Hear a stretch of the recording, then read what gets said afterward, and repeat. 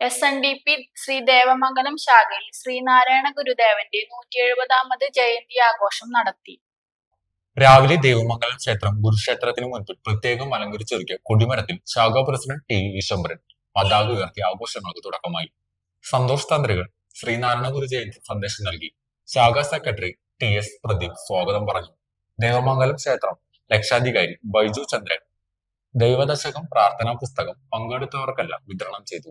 ക്ഷേത്രം president VS Chandrasekharan, secretary CK Ramu, Sreenarayana library president captain Chandran, സാമൂഹ്യക്ഷേമ സമിതി secretary TK Sivaraman, Beena Surendran, KR Sathyan, വനിതാ സംഘം president Raji Sreedharan, secretary Indira Rajagopal, treasurer Sajini Anandan തുടങ്ങി അനേകം ശ്രീനാരായണീയരും ഗുരുഭക്തരും പങ്കെടുത്തു.